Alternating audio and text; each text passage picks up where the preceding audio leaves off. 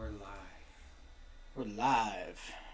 Welcome to the Sinchies podcast. What's up, everybody? It's your co-host, Dewby. It's Mojave. We're here. We got a nice little podcast planned for you tonight. Yeah, we're gonna go deep. I'm gonna mess with some shit. Real deep, yeah. Hopefully, we'll spark up some conversation here. Hopefully it gets y'all thinking at home, too, while you watch this. So, this is gonna be fun. I like it. We're only gonna get better, dude. One-hit wonders. No editing. None. Let's start off with the Sinchies, dude. I'm dying to drink. I'm not gonna drink too much tonight, because we're gonna get into some crazy shit. Yeah, me neither. So, how's your week been, Marcus? Been good. Relaxing, I guess. Yeah. I'm doing interviews. Still a free agent on the market. You gotta do shameless plugs, dude. Yeah. You're a weed guy. Yeah. He's your guy. I'll grow the shit out of some weed for you. Dude, I'm tired as fuck. It's been a long week. Yeah. How was your day? Today was alright. I had about 180 stops. Didn't get out until later. Missed kids class, so that kind of sucked. But, I mean, it was alright. We got a good workout in. We did get a good lift. Hit that bench max 275. 275. Pretty stoked about that. I'm gonna say I'm like a month and a half away from being back to that, since I've taken some time off. I'm not too far. You did take some time off. Yeah. And me and Derek went crazy hard. Yeah. For like a month, dude. Yeah. We've been training 6 days a week. Derek's getting big too, so. Turning a little beefy cake. Yeah. No, I feel like I'm coming back already, so. That's good, man. Yeah. You're looking good. Getting it back. We got Jake in there now. Yeah. Jake's working his way up. Yeah, shout out to Jake. Yeah, he's our new little project. So. Yeah. We're always taking on new people in the gym. Yep. The ones that want to work, we'll work them. Mm-hmm. We'll get For you sure. where you want to be. Yeah. Don't care about your performance, your outcome, just as long as you're putting in the effort. So that's how we. That's all that matters. Yeah. Dude. Yeah. That's how I always preach to people. You come to the gym with me, I don't care how much weight you lift. No, they're good sports. Yep. Encouraging each other. Yep. Positive outcomes always. So Marcus. You ready? Tonight, we're going to talk about the universe. The universe. We're gonna go into some. Dabble in some other topics. Yeah, some of our beliefs and stuff. We got a lot of stuff to talk about. Oh, it's gonna be fun. This was going to be our first, deeper conversation that we've had. It's not all going to be just crazy shenanigans and debauchery. I mean, it's going to be a lot of that, because we got plenty to tell about that. But we definitely want to get into some other, more meaningful stuff to get people thinking, to get more variety encouragement from everybody. Yeah. So you guys can send us in topics and questions, stuff that's on your mind, stuff that we could talk about. We're always looking to get better. Yeah. You know? Speaking of which, we do appreciate all the feedback that we've gotten, all the views that we've gotten. I'm surprised we've gotten as many views as we have. Don't forget to do that, like and subscribe, Yeah. Share this to your friends. I want more than just our friends and family to watch this. I want a lot of people to watch this. Yeah, let everyone know who you think's gonna like it. Sinchies to the moon! Sinchies to the moon, baby! Speaking of moons. You believe in the lunar landing? Yeah. You think that happened? Oh yeah, we went there for I sure. don't think so. No? Nah, dude. You don't think so? That's one conspiracy theory that I kind of believe in, dude. Because that's interesting. That space race was a bunch of hoopla, dude. We were nowhere near getting to the moon, and we got there in a year or two once the space race started. Dude, we got the Nazis on our side that we stole. I don't know about that, bro. But, anyways, the universe. The universe. So, Marcus, let's get into it. Let's hear your take on the universe. What do you think it entails? What do you think it's about? What do you think the fucking meaning to life is? So, I guess that's going to be the basis, in a sense, of this whole episode, because I think that's pretty multi-layered. If we're going to break it down, or if I'm going to break it down, what I think is going on, I think everything is based off of don't know if I'm gonna say one energy. Everything is energy to me, Exactly. and it's all. I think it came from one energy, and it just some crazy one that we can't really explain. Which we will get into some spirituality, maybe some religion a little bit later, but this is kind of the basis of like where mine is like it was this power, this energy, you know, if you want to say that that's what kicked off the Big Bang, all that stuff. I think it all stemmed from that. I think everything is just that expanding energy. It's all intertwined somehow together. You know, all of us, everything around us. Yeah. So, I mean, I feel you. yeah. Like, to me, it's like consciousness, like oneness. Yeah. I think we're all intertwined. We're all connected. Yeah. Down to like the tiniest fragment of our beings. Yeah. Yeah. It's like we're a code. Yeah. Ever evolving, Yeah. ever changing. Yeah. But I mean, there's so much we can get into about this, like frequencies, vibrations, like the planes of existence. Because we're living in the third dimension, dude. There's 7 dimensions. Yeah. And there's probably more than that. Who knows? But, Yeah. I mean, there's so much to go over with all of this stuff. Yeah. So I just wanted to get your like basic idea. Yeah. No, like I said, I think. Wonderful. Yeah, it's just all somehow it's all connected. I think, it's yeah. I think we're all just energy on the same plane here right now, and who knows how deep it goes. I mean, a lot of questions like this it tangles up my mind because it's so much to think about. Anytime I just sit there and I think about how big the universe is, yeah, my mind is just blown. Yeah. I brought this up before we started recording. I took a astronomy class in college, and the very first it was all online. The very first project, whatever that we opened, there was this video explaining the size of like the universe as we know it. And it started off and you're looking at a quarter on a football field, and it just like expanded out to like the block, to like the neighborhood around it, and then to the planet itself, to, you know, each planet in our solar system, and it went out all the way like to our galaxy, to like what a cluster of galaxies is, a super cluster, and then ultimately how big the universe is as we see it. And I remember my response to it was, this is eerie how big the universe is. Like, you're telling me, yeah. bro. And our sun is like one of the tiniest suns in our galaxy. Yeah. And then you look at it compared to Earth, and we're tiny. We're so tiny, dude. Bro. We are a tick's ass compared to the universe.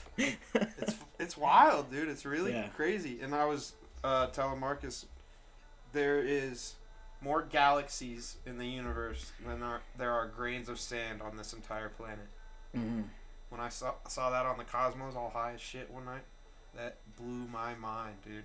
Like, we are so small and insignificant, but then on the flip side of the coin, we have so much potential.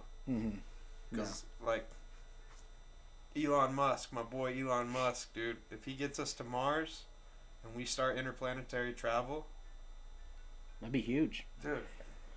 Did you see the pictures of Mars? Yeah. Oh yeah. Sick. I follow all of Elon's stuff. Elon's my boy. Looks like Utah. I mean, you're not wrong, dude. A little bit of Utah. Just driving through, dude. Yeah. No. What do you think about the universe? I definitely think it's all connected to like one being. We can get into this later and everything about God and stuff, but I do believe there's a God, and God created everything, but He also is everything, if that makes sense. Like, we're all gods. We're all capable of like immeasurable things. We just haven't unlocked it. We haven't figured it out. And that's more stuff I want to touch on, is like the Egyptians and stuff, and the awakening that we're going through right now. Because I don't know if a lot of people like notice right now, but we're going through like a great awakening. We went through dark times, like the dark ages and stuff, where it got very religious, and then we got to technological advances, and that's what we've been living in for the longest time. But now we're starting to go back towards spirituality, and I think this is when we're gonna make our first big breakthrough, Yeah. and start, I don't Yeah. know, traveling different dimensions and spiritual paths. Mm-hmm. I really hope so. It feels like almost like a split with the population, to where some of them are so comfortable because of our technology that we've created that Absolutely. that people just become like stationary with their existence in a sense. Yeah. And then the other half are like, yo, look at the potential that's coming up out of this, That's why I feel like there's so much chaos going on in the world right now. Yeah. It's because we're so close to this awakening, and there's certain people. This is getting down like some rabbit holes, like Yeah. conspiracy theories and shit. But there's people who don't want us to advance on this earth. Mm-hmm. They want absolute and total control over everybody. Yeah. The media, big banks, all that shit. But we're not here to talk about that. I have this strong feeling that we're close to finding that thing that we need to find to just unlock that next level, if you will. And we're really close. I've been reading this book called The Celestine Prophecy. It's all about this like manifest in Peru that they found, and it goes over, I think, 9 steps or whatever on this to like spiritual awakening. And it goes over them, and like the first one is like collective consciousness. So like, you ever like have something that you feel like is going to happen, and then it does happen, like no matter what you do, like to try to stray from that path or stuff, you still find yourself experiencing that experience, and it's kind of like that eerie feeling, Yeah. That's just consciousness that's like realizing that it's fucking hard to explain. I need to read the book again, but it's So I feel like that's a lot, like you and I have talked about this before, but like I'm a big believer in like the law of attraction and everything. absolutely. And I've read like a few different books on it, and there was like this saying that like even your subconscious mind, like as much as you can say I don't want this to happen, it doesn't register don'ts, it just hears wants. So you could say like, I don't want to break my leg or something, like if that's a constant worry in your mind, like all it hears is want to break leg. Yeah, something like that. It's kind of a bad or a morbid example I in a feel sense, you though, dude. Like, yeah, you put it out into the universe, mm-hmm. it's gonna find you. Yeah. I believe like, because we're all, according to it, like we're all magnets, we're our own radio wave, so we send it out there and it's gonna come back. And you don't even have to speak it, dude. You just think it. Yeah, exactly. And we can tie that in a little bit later with some of the spirituality stuff, because like that is kind of like a big intertwined thing for me. Oh yeah. With all that, so. No, I totally feel you on that. It's weird, dude. Mm-hmm. This is good stuff to talk about, man. Yeah. We're already getting deep. Going from one topic to another here, but that's what this is all about, dude. Yeah. There's so much. That's like one of my favorite quotes I got from a fucking stupid video game, League of Legends. There's a character named Nasus on there, and when you pick him, he used to say, "Fate is a manifestation of my will." And I know it's from a fucking video game, but like that's always stuck with me. I got that shit tattooed on me. That's a good one. Yeah, I like because that. if you manifest something into your belief, into your being, Mm-hmm. it will find you. Mm-hmm. And that's like, I got all sorts of tattoos about this shit, like Maktub, like it is written. Mm-hmm. That's like talking about God's path for you, God's plan for you. Mm-hmm. Like I was saying earlier, when you try to stray from your path, if you feel like you have like a true path, a true calling, and you try to stray from it, you'll always be brought back to that path. And that's what Maktub's all about. Like, it's already written for you. You can change it, but if you follow along with it and you go with what you're supposed to do, you're going to find your next higher plane. So that brings me to a little question. The Alchemist, favorite book ever. That brings me a little question for you then. Do you think things happen for a reason? Yeah. I don't believe everything's. Don't get me wrong. I don't believe everything's like a set path. Like, you can definitely like change things. Mm-hmm. But I definitely feel like if so and so is supposed to accomplish something in their life, they're going to accomplish that thing in their said life. Mm-hmm. Regardless of what they do or how long it takes them or how far they stray from their path. But then once again, nothing is set in stone. People can fight it so much. And that's the thing about the universe, man. Like, it listens to you. If you fight it too much, it'll eventually stop listening to you. Yeah. And then that's when we got so many people just wandering around comfortable, like you said. They don't seek higher. They don't desire more in their life. Mm-hmm. Because they've argued or strayed away from the universe for so long, dude, that the universe just finally stops listening. They're like, all right, you do you. I don't think it stops listening. I think it's just like, all right, like, you don't want a path, you want to stay complacent, like complacency sets in. Mm-hmm. Like, here's your path is complacent, basically. Absolutely. So yeah, I think everything happens for a reason, but the reason is what you make it, you know, kind of. It's home is where you make it. Yeah. It's like really weird, but you like to see homos naked. You like to see homos naked. It's cool if you like guys, man. Yeah, sorry. Oh shit. So, since we're close to our awakening, as you see it, what about other beings? Oh yeah. Yeah. What do you think? I mean, aliens, people. I was just thinking about lesser beings. Oh, I'm talking about aliens, dude. If you think about, like, we are lesser beings. we are, dude. But I fully believe in aliens. Do you believe in aliens? Yeah.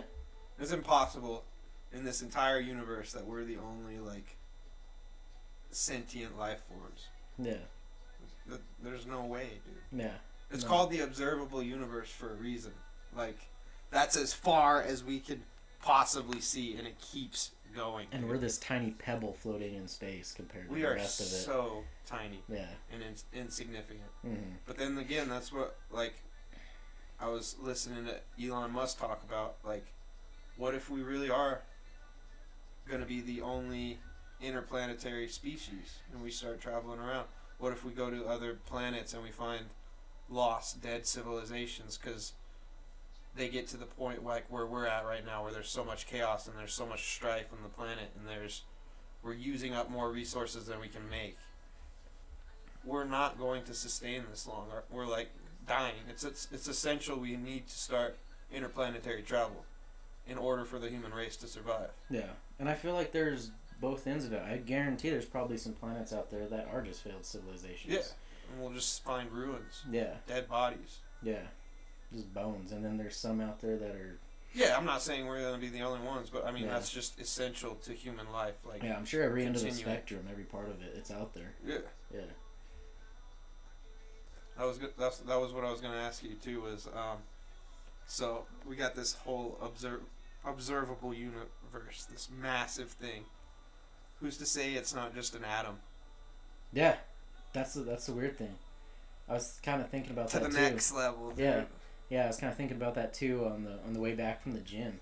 Yeah. So I was kind of looking up in the sky too, and I'm like, we are, like you said, we're so tiny. And it's like, who's to say that just the whole universe just isn't actually super tiny too, compared to something else? Dude. Like we have no idea. We could be a fucking jar of aliens, like, fucking third place on their science fair, dude. Like, they made this fucking being. We are their simulation. Yeah, that's what I'm saying, dude. Who knows? There's so much we don't know. Yeah. This stuff's crazy to me, man. It's like, employee of the month. Box boy, you're the little hairy nutsack on the little hairy field mouth, dangling in the teeth of the lion as he's banging your chick.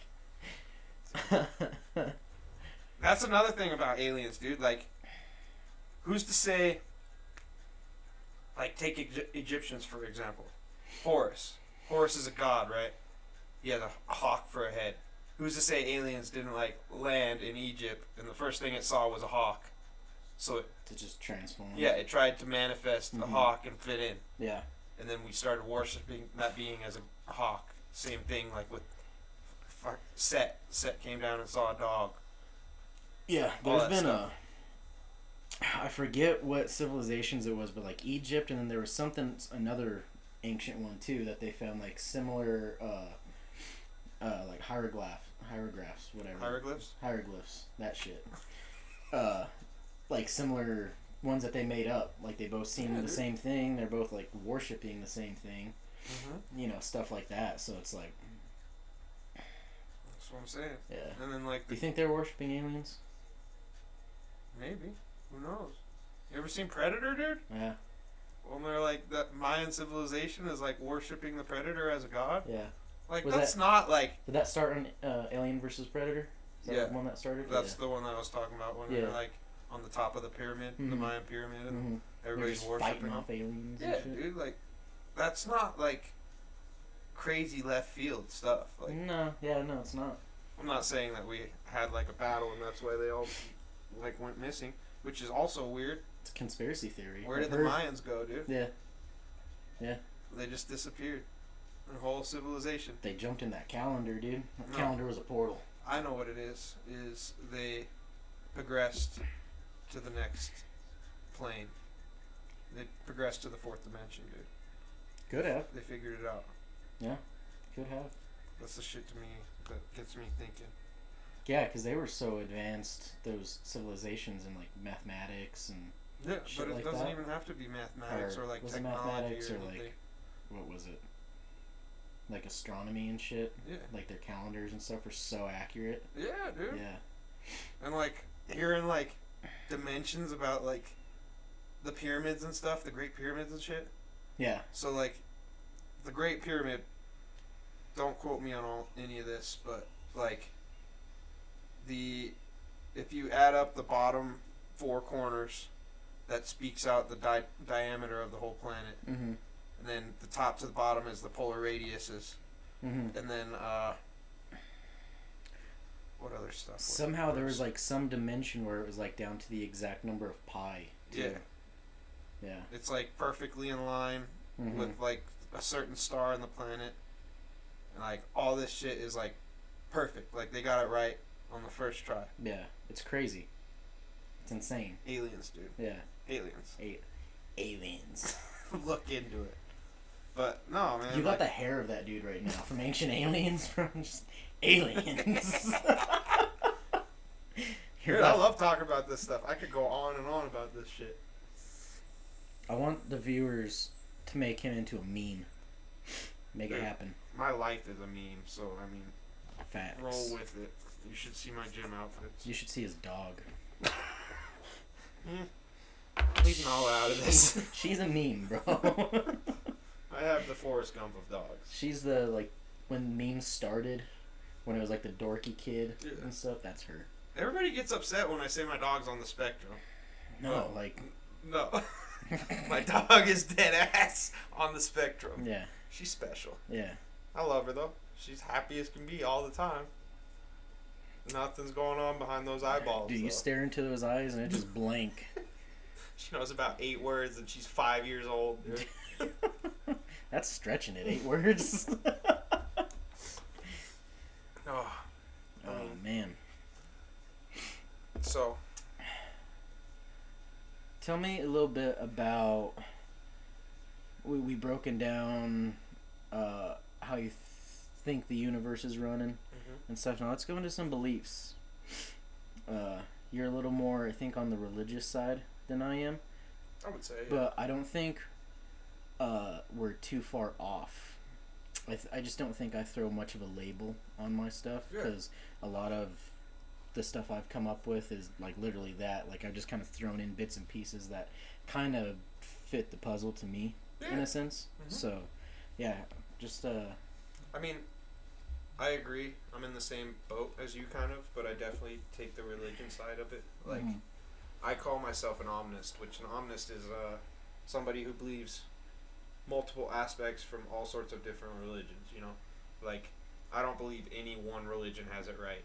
I believe there's great aspects in every religion, and I take aspects from different religions and put them together, you know? Like, Buddhism, you have to experience sadness to experience bliss.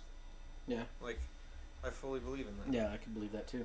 I'm not saying that Buddhism is the religion and they have it 100% right. There's all sorts of aspects from different religions that I believe in. Mm-hmm. And it's kind of like a melting pot, like you said. I believe there is one true God. I don't know what it is. I don't know who he, she is, what it's here for, but I believe we're all part of it. Mm-hmm. We are all God. Mm-hmm. We're all Did you connected. grow up in a religion? My grandma is very Catholic, so I mean, even when I was living with her, I was taking care of my grandma for a couple years, and I would take her to church like every Sunday. I miss going to church with her. I like the aspect of church. I just don't like the concept of it, like handing out money and all that shit. Like, it was good for her though. It made her happy, so I took her religiously. No pun intended. Every Sunday. And my mom and my dad are like Christians, but my dad's like a firm believer. Like, you don't have to go to church to be a good person. Yeah.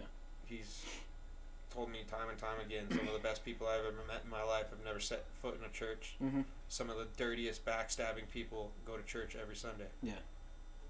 So like, and I'm 100% agree with that. Yeah.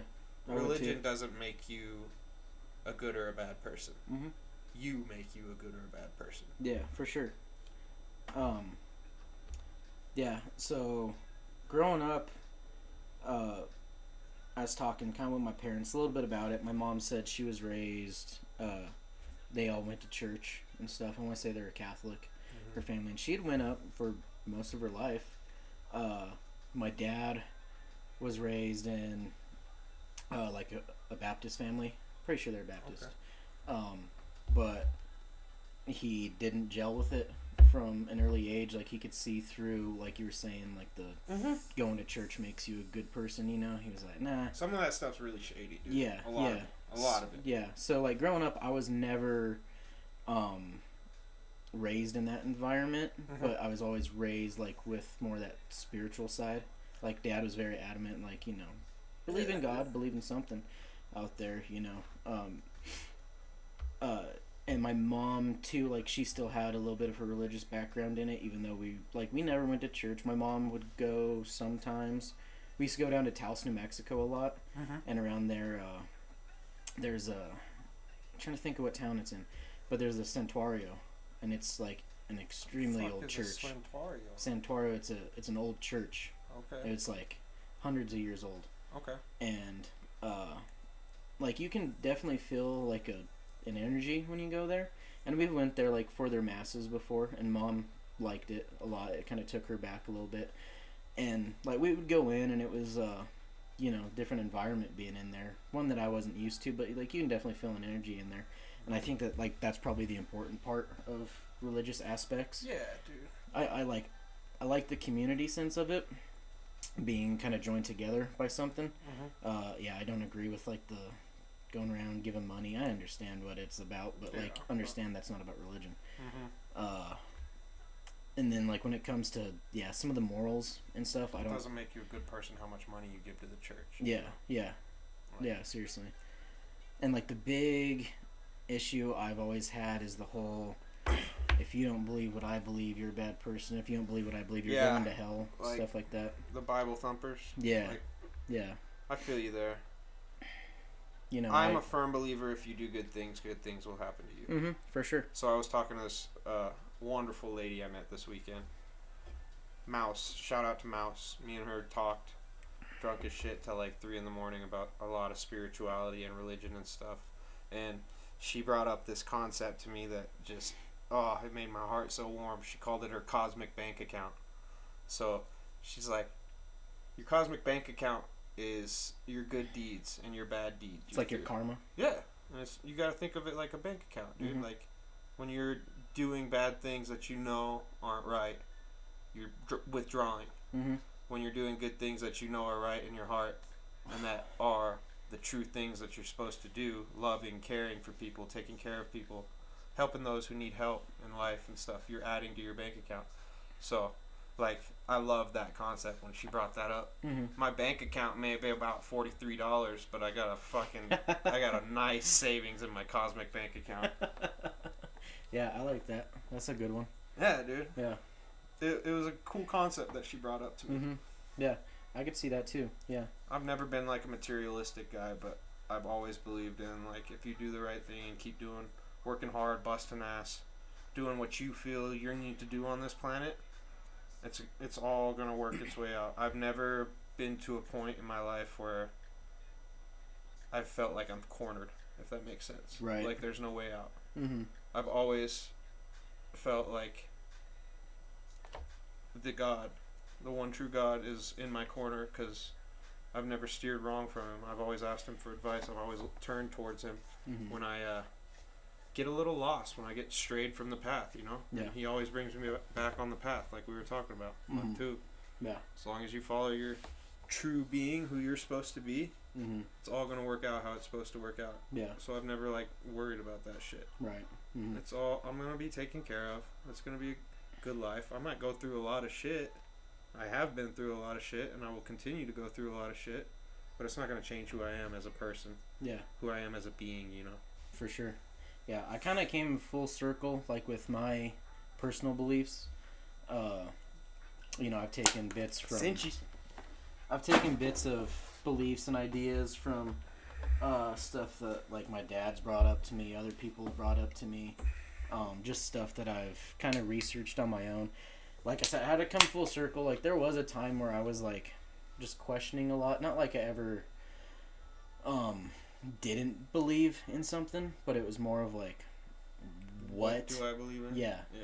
I feel you. Yeah, so, like, there were, like, some dark times that I went through. Last episode we talked a little bit about, like, some mental health stuff. Yeah. And there's a lot of just, like, questioning, like, what the hell is life right now? What am I doing? Like, what's the purpose of all this shit?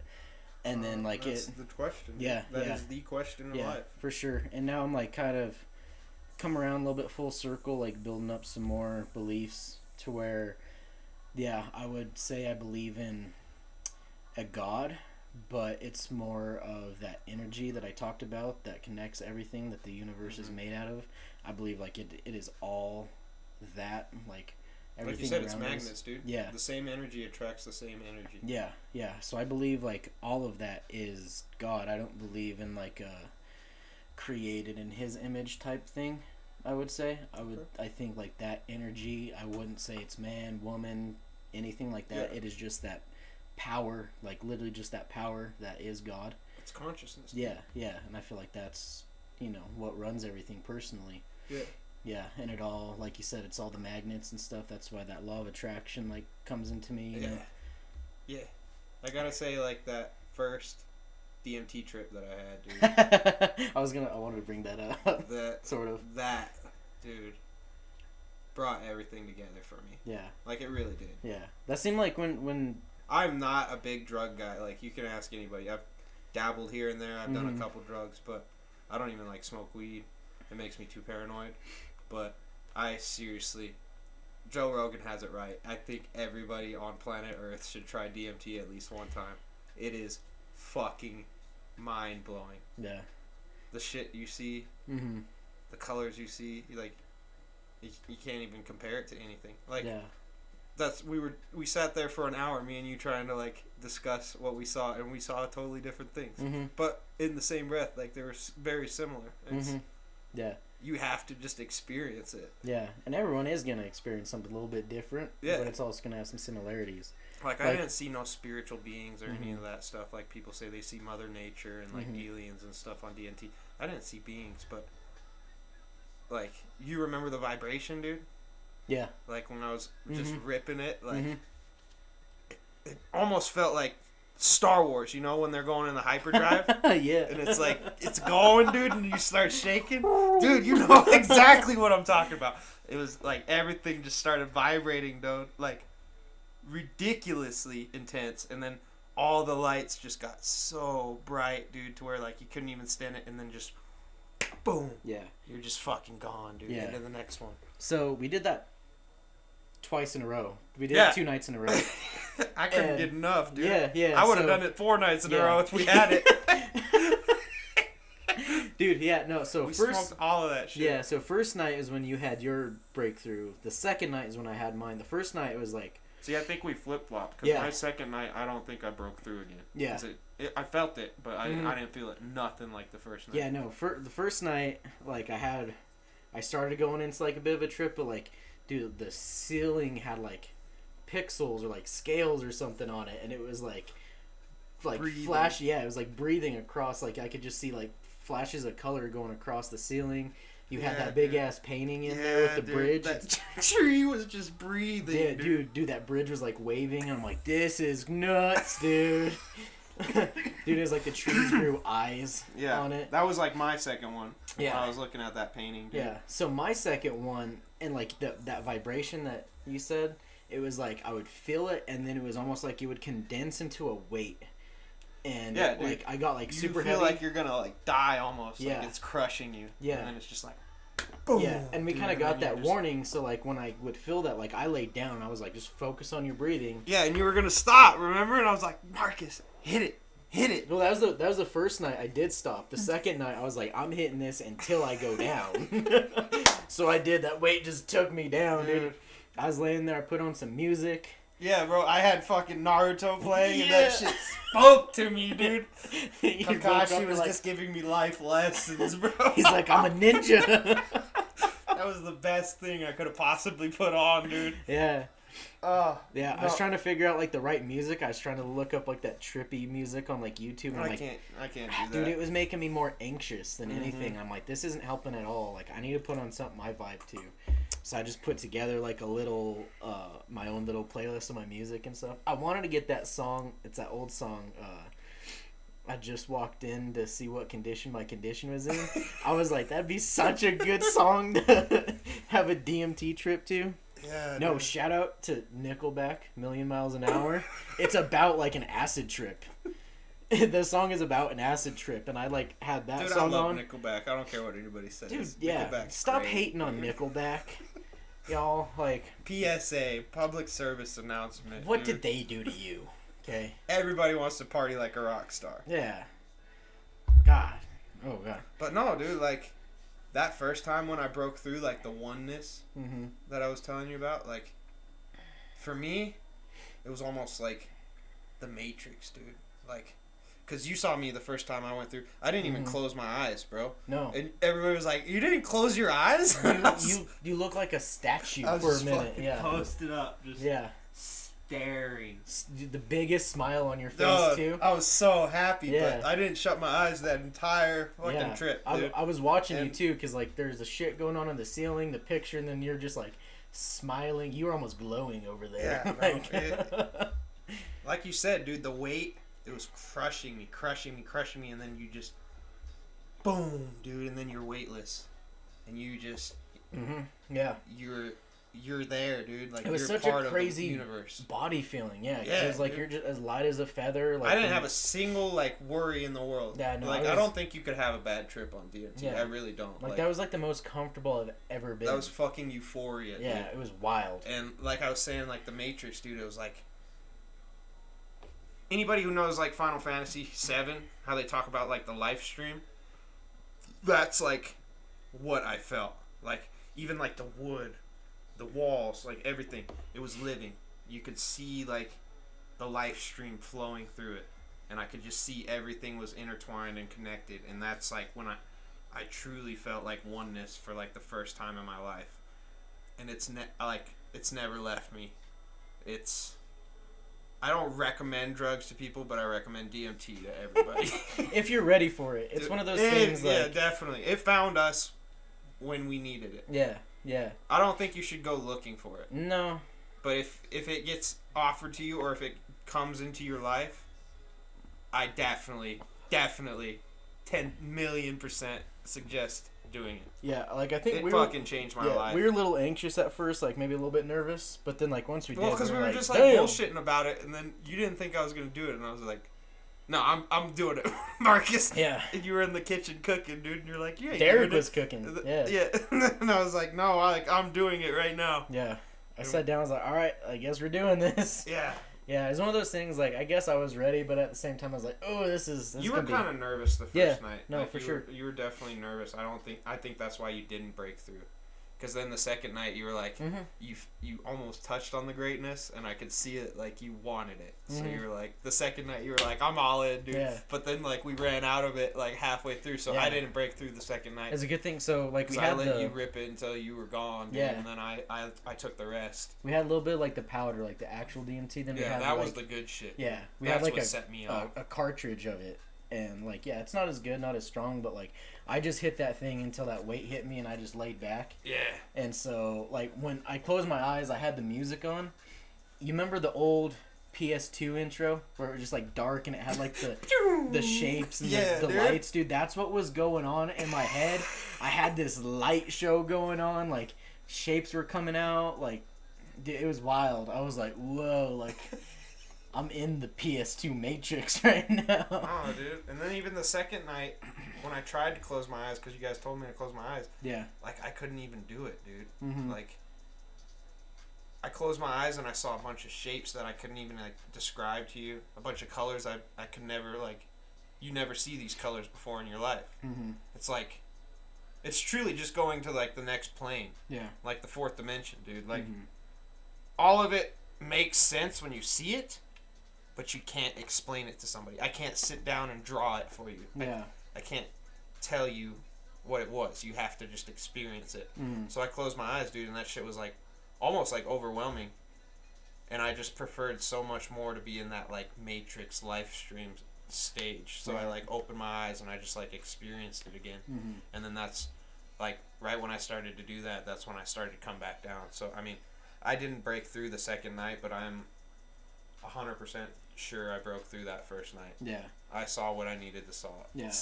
And again, we flip flop. Like I had my eyes open the first night, and as like everything was kind of like stuff was warped around me. That second night, I'm like, let me see what my mind shows me. So that's why I closed my eyes, and I had a firework light show going on. It's wild, bro. Yeah. Like, I was floating. I can't recommend it enough, dude. Yeah. I can't recommend it enough. I like how this turned into our DMT trip. That was good. In true Joe Rogan fashion. Yeah. Where's I wanted to see the Clockwork Elves. I mean, I think that shit was one of the best things to ever happen to me. Mm-hmm. And if anybody were to ever offer it to me, I would do it again. Yeah. Hands down. I'd say it's definitely a wild experience. Shout out if you got DMT, hit me up. We've still been trying to get it since those nights. We made a lot of phone calls and we cannot find that shit no more. Yeah. It is what it is. Yeah. Man. I had some people say like they might. I don't know. I have to catch back up on those. You better fucking make some fucking phone calls, dude. My parents are gonna be like, they're doing DMT. Dude, that's the cool thing about it is it's only 15 minutes. Yeah, bro. It doesn't last long at all. It feels like 5 years, dude. Mm-hmm. I felt like I was there for an eternity, and then and it's so gentle. Yeah. The way it brings you down, it's just like you're leaving. I came back down out of it. I was like, no, come back. Yeah, dude. Everything just starts to like dim a little bit, and you're just like gently lifted back down. Imagine doing that in like those, what are those like floating chambers that Joe Rogan does? Sensory deprivation tank. Yeah. Have you ever done that shit? No. It's wild. I heard it's wild. It takes a while. Like, you're not gonna like have any like major breakthroughs the first time or two you go through it. But I heard it's like very. It's weird, dude. Like, because the water is like body temperature. Mm-hmm.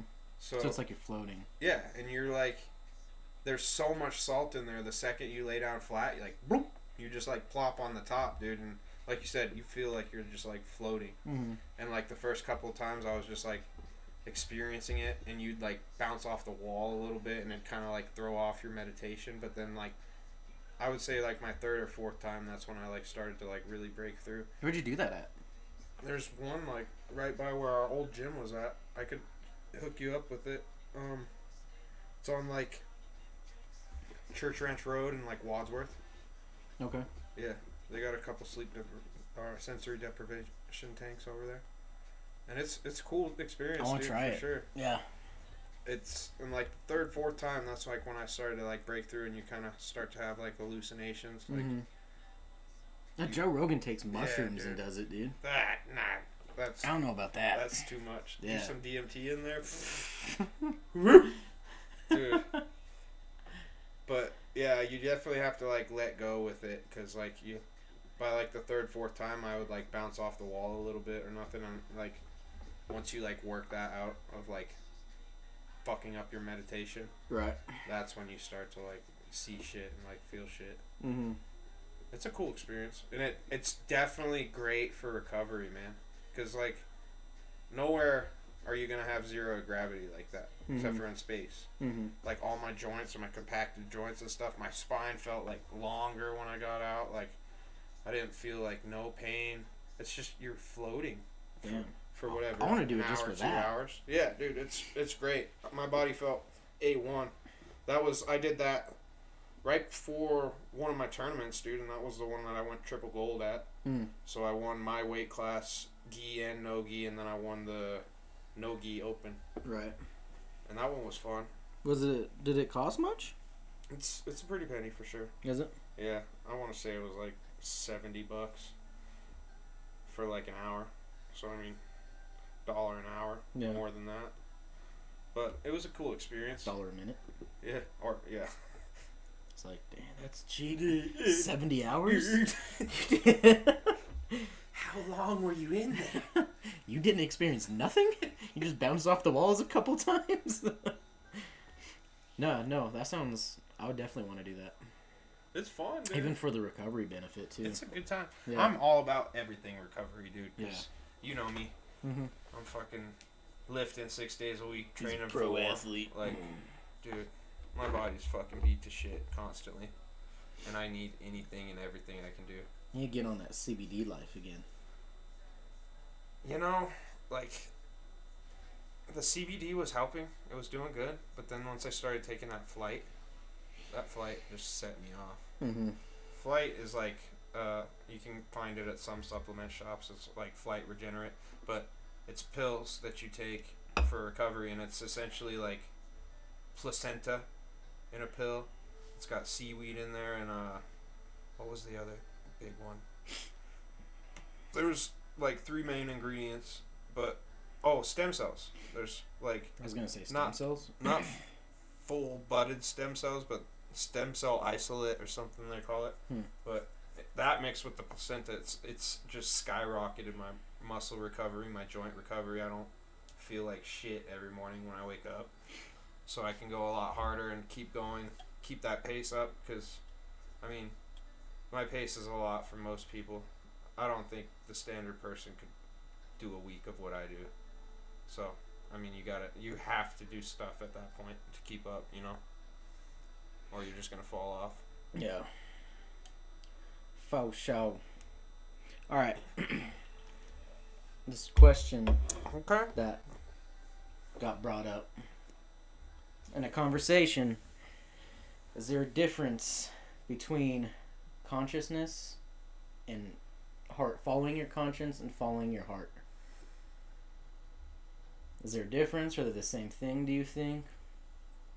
Well, to me, consciousness is like your perception of life. Mm-hmm. Like, how you see and take everything in through all your sensories, your spirit, all that shit. And then to me, heart is like your emotions, your will, your desire for something. Yeah. So yeah, I believe they're different. If I could choose between the two, I would rather follow my consciousness, because, I mean, consciousness is unbiased. My heart is always going to have, or it's always going to desire something. It's always going to be leaning towards something, you know? consciousness is just experiencing it. Mm. It's just taking it in. So, like, if I had to choose between the two, I would follow my consciousness. But you know me, I follow my heart with everything I do. Yeah. I would say I'm more leaning towards follow your heart, but use your consciousness to help guide it, to at least keep you on the right path. I feel you there. Yeah, like a, I guess, combination of both, but I'm more of like, follow your heart, like what you want to do, fucking do it, you know? Well, you saw me, dude, when I started my jiu-jitsu path. Like, yeah, for sure. My whole family, I can't say they were, like, disappointed with me, but they, like, pretty much were. Like, they did not think that I would get to where I'm at right now. So, like everybody wanted me to fucking go to college and blah, blah, blah. And I was like, nah, I've taken a knack to this jiu-jitsu thing, and I've never given up on it. I've followed it, and I'm starting to reap the benefits everywhere I go. Like, people know who I am when I roll up to open mats and stuff, and it's fucking cool when people, like, recognize you, dude. I'm not, like, a superstar by any means, but, like, I'll always remember that was one of my happiest moments in my whole entire life was when my dad came down to a tournament for me. And my dad was very much, he's always been supportive of me, don't get me wrong, but he wanted me to get a stable job. He wanted me to start thinking about a career and setting my life up for success, you know, He's a caring about you, like a good father would.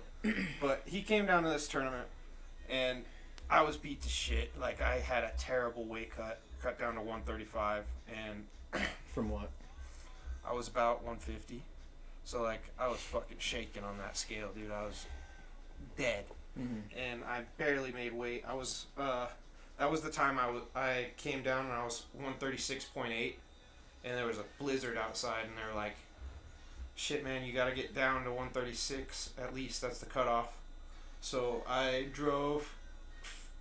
I got there right when weigh-ins were, and I had a 2-hour cutoff until the end of weigh-ins, and I drove 35 minutes to a choose, got in the sauna, and I was just doing jumping jacks in a full sweatsuit, like everything I could do, push-ups, doing whatever I could for literally 45 minutes to where I had the exact 35 minutes to get back. I showed back up with like 3 minutes to spare, I think it was, and I made 135.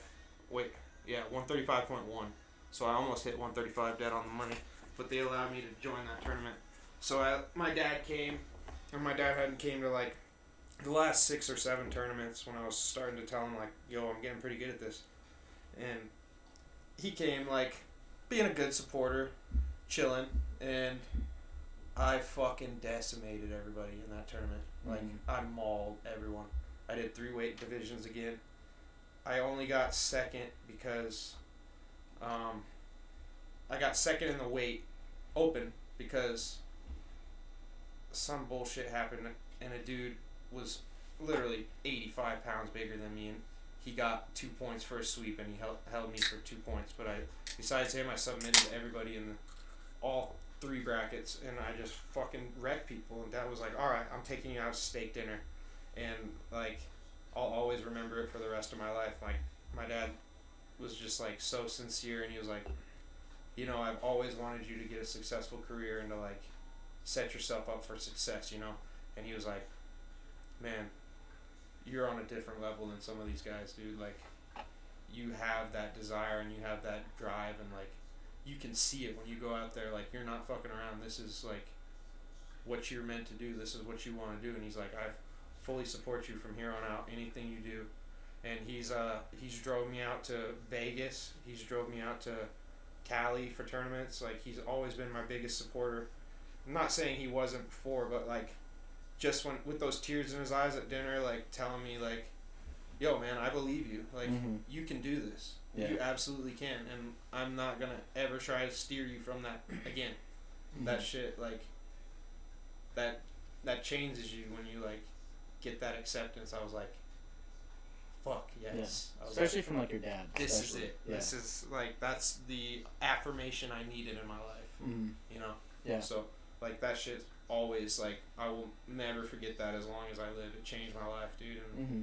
I've been going fucking balls to the walls at it ever since. You know. Mm-hmm. Yeah. And it's only getting better. Yeah. It's only going up. Yeah. That's why I was like really happy like when you got into that. Because I remember like at the time it seemed, you know, at that point we kind of lost touch a little bit. Like Yeah, we'd still talk, but like it was. But you were down Grand Junction. I was up Mhm. here. Yeah. Yeah. Like we're all, you know, going our different ways a little bit. Mhm. But no, I remember when you got into it and stuff, and I'm like, cool. I hope you find a path with this, and then. You stuck with it. I remember the first tournament we went and saw you at. Me and my dad drove up Yeah. and saw you. That was when. That one too. Yeah, that was when you got disqualified on that one for slamming that dude. Yeah. Trying You know. blacking out. You know, shit happens. And tap. Not a tap. You got out of that. We found a way out of that one though. But no, You like, know, in all fairness, it wasn't me intentionally slamming him. I literally, like he said, I was blacking out, standing up with him in a full triangle lock, and I just collapsed, dude, and just fell on him. Like, I would have been out if he would have held it for 2 more seconds. it got me pumped up. I was like, yeah. What do you mean he just got I was disqualified? so mad when they DQ'd me, dude. That was like some Tito Ortiz shit back in the day.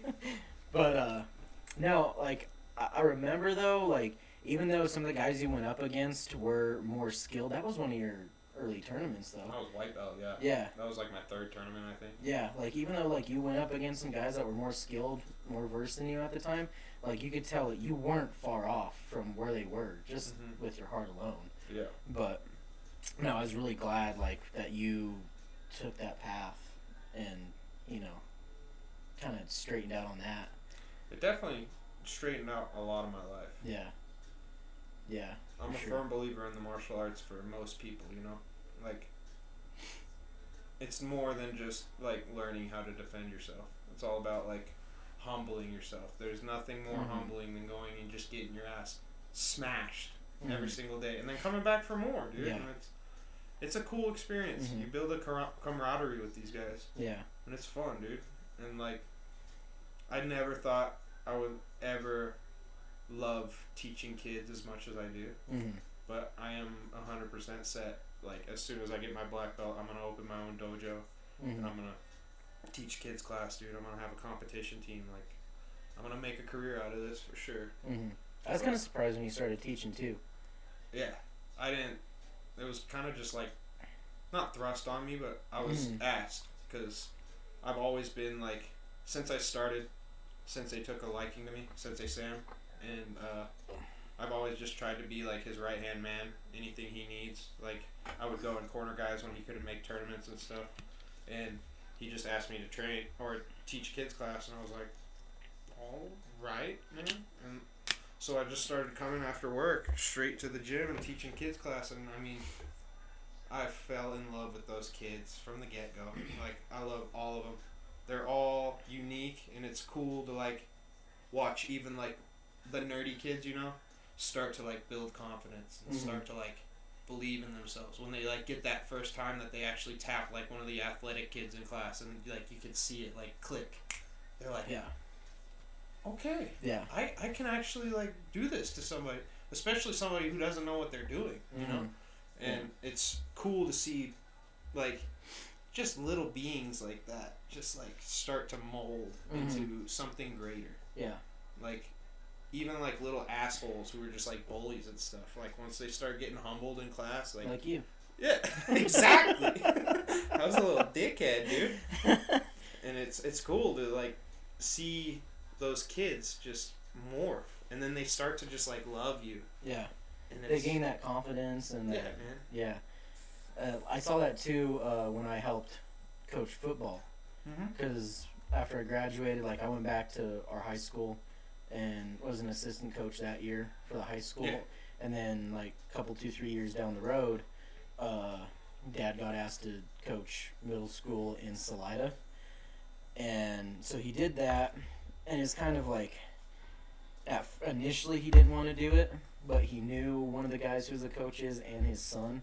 And his son's a really good athlete. Shout out to Cody. I hope he watches this. He's in, I think, Arizona now.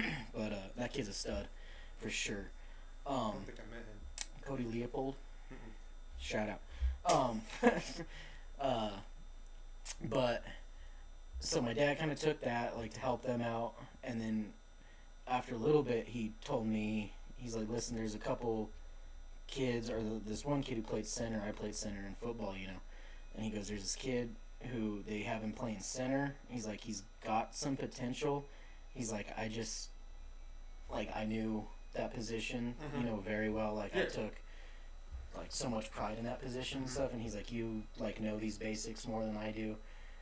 He's like, I just need someone like help him with like some technique. And he's like, will you come up after a couple practices and help him out? So I did. And like the next week I was on their coaching staff. There you go, Yeah. dude. So like that was really cool, like seeing some of, because they had a 6th and 7th grade team and then an 8th grade team. Yeah. So we were on the 6th and 7th grade team, and there's like some kids, like some of those nerdy kids, you know, the ones that were just like. There's nothing more rewarding than like seeing those kids transform, dude. Yeah, I remember there's this little kid. His name was Craig. Same name as my dad, and like he was kind of that little shithead at first, you know. And I heard him go off a couple times, and we were like, "Yo, like, chill." Like, if the other coaches heard you, you'd be running laps right now. Like, you need to settle down, buddy.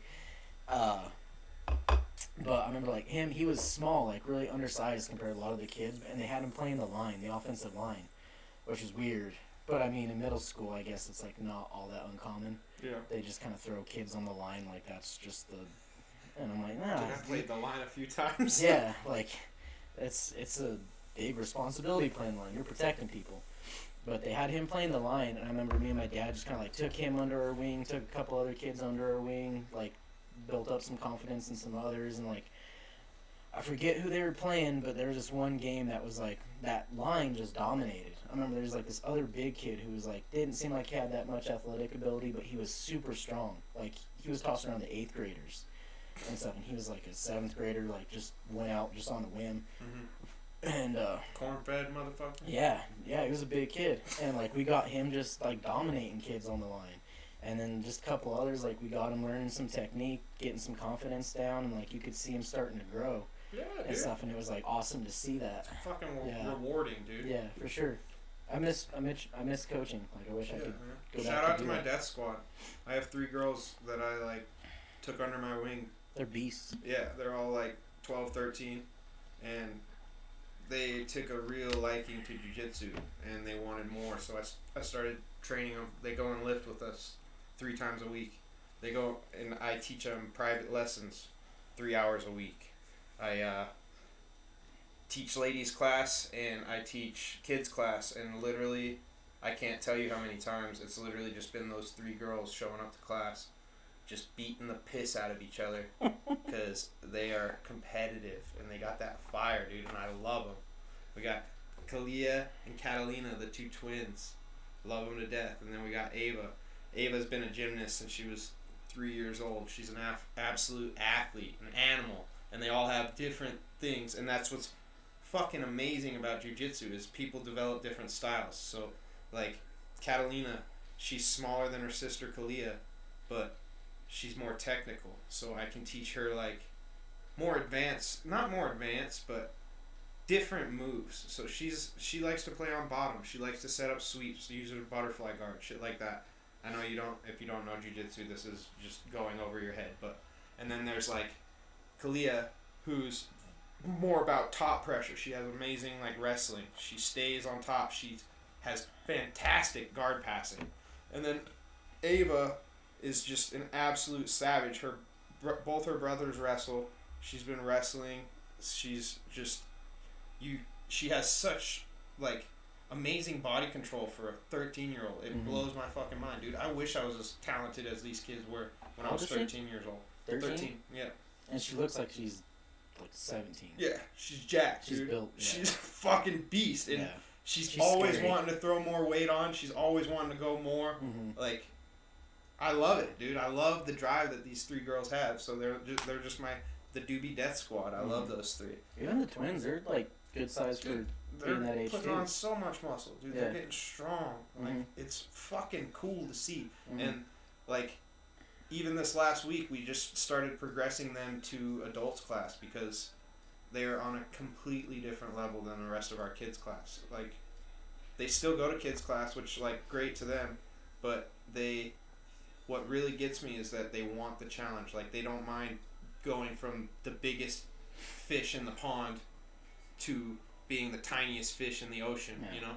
Like Back they to go the to minnows. Yeah, they go to the adults class and get smashed, dude, and it's fucking like it's so cool to see, dude. Yeah. Like I will follow those girls to the end of the earth. I'm going to make them world champs. Like they have the time. I wish I would have started training jiu-jitsu when I was their age. I didn't start till I was fucking 24, 25. Like they have so much potential, and it's amazing to see. Like, seriously love those girls to death. Yeah. It's Yeah. fucking cool, dude. Yeah, you can take some big credit for that too, being their I personal coach. I yeah. definitely want to be, like, able to say that I was there for them Mhm. since day one, Yeah. which they all know I have been. Mhm. As soon as they, like, told me, like, they want to take jiu-jitsu serious, because they've been training kickboxing and jiu-jitsu for the longest time. But they all three came to me and they were like, we really like jiu-jitsu and like we want to take this on the competitive circuit. And I was just like, let's go, girls. We're gonna start lifting. We're gonna do private lessons. We're gonna get after it, you know. And it's fucking really cool to see like how much they progressed like in a year. And like when I brought them on Friday to their first adults class, and I didn't let them roll with any of the white belts because white belts are crazy and spazzy and they can hurt them, you know. So I only let them roll with like the blues and the purple belts, the best guys we got in class, because I know they're gonna take care of them and like give them control. And literally every guy that rolled with them afterwards was like, "What have you been teaching these girls, dude?" they're 13 and they're just like mauling us, and it's fucking cool, dude. Like, Yeah. I have 3 future world champions on my hand, like marking on the podcast, calling it Babe Ruth, dude. They absolutely can be champs if they fucking keep up with it. And that's the thing. I don't want to push them too hard, you know. Like I just gotta let them keep loving it. Gotta keep them, let them like give them as much as they want to take, you know. Mhm. Yeah. So. Yeah. It's cool, dude. It's a fun thing. I love teaching kids. I like teaching adult class too, but like kids are just so much more rewarding. It's cool to see people like their entire being change. Yeah. We've covered the universe, DMT trips, and jiu-jitsu. This is a Joe Rogan Aliens. episode. Yeah. This turned into a Joe Rogan fast. Joe Rogan and Eddie Bravo right now, dude. Yeah, seriously. We're just missing the conspiracy theories now. But I mean, it's been a bunch I of good content. guess we touched a little bit on some. A couple. Yeah. What's a conspiracy theory you like? Let's get into it. Let's not get into it. That's Come a on. whole another hour, dude. Come on. Just Right. one. Just what's a good one?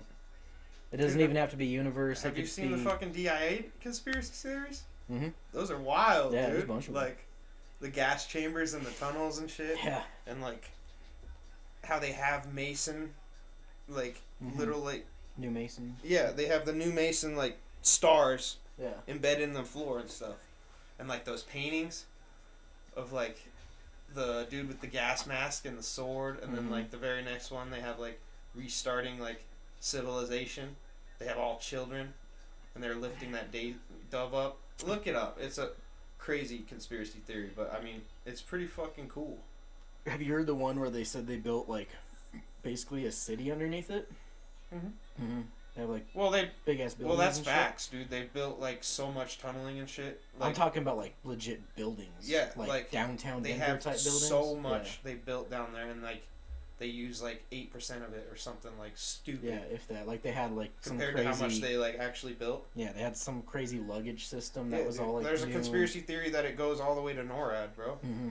Like That'd be dope. that's fucking 300 miles, dude. Yeah, What's yours? that'd be sick. What do you got? Oh, when conspiracy theories come to mind, I don't want to get too much into it. It's a little bit touchy. Get into it. I did one. I researched one in high school on 9/11. Okay. Facts, dude. Yeah, I mean, it's hard to deny it. yeah. So like, There was one about how it comes down in a demolition style. Yeah. And if you slow down the footage, like as it's collapsing, like each level, you see like blowouts from the windows. Mm-hmm. And if you look at when they do demolitions on buildings, it's the same thing because of how the ignitions go off. And how like jet fuel only burns at like 1,300 degrees or whatever it's like hottest, and those steel structure beams don't melt till like 2,800 degrees. See, and I've seen both of those to where Something like that. people like proven that you can melt it with that jet fuel at that, and then I've seen where they like disprove it. So I mean, it's the internet too. It's hard, but like I've seen like both sides of it. So that one I'm still like up in the air, but like that one, I did that project in high school, and it was super interesting to me. Tragedy, man. Yeah, Tragedy. for sure. Dark day, but no stuff like that. How there's like a pyramid under Antarctica. Have you heard that one? Yeah. And we have like That's some AVP shit. Yeah, yeah. I heard one where like, no shit. They're literally talking about like a battle that went on. Like we had aliens down there, and then some shit went down, and they had like a full-on battle underneath the ice. Bravo, dude. Yeah, dude. yeah. No, I heard that one. I'm like, oh my god. I've heard that like a few different times, on some, and like, yeah, there's like some Nazis involved with it, like way back, like during World War II, like something like they were the original ones there. I don't know, crazy shit. You know, I want to know. this has been a wonderful podcast, X-Files style. but I'm about to piss my pants, so Same. like we really need to wrap this up. This has been a wonderful night. I really hope you guys enjoyed this one. We definitely strayed from our other 2 episodes, but I mean, we're planning on this. Like, it's not all going to be just crazy drinking stories and debauchery. It's going to be a lot of that. Yeah, like, we're gonna balance this out as much as we can. we got Lexi and Yuki coming on soon, and we're going to talk about a bunch of more shit. We got our Viking horns to drink out of. We'll be drinking wine. I'll dress up fun. It'll be a good time. Gonna have a messy wine mob episode. You know, but Delta Omega Pi till Till we we die, dude. Top house for life. You know, but it's been a fucking good ass episode, and I'm very pleased with this content. Me too. We can always go deeper into this. If you guys like something, let us know. Yeah. Shout it out in the comments. Yeah. Give us more suggestions, stuff to talk about. Like and subscribe, of course. Like and subscribe, share it with all your friends and fam. Sinchies to the moon, you know. Drink And water. like I always say it, if you're getting a beer, Sinchies getting one, give me one. Sinchies. All right. This is your co-host, Dewby. And this is Mojave. Have a wonderful night, y'all.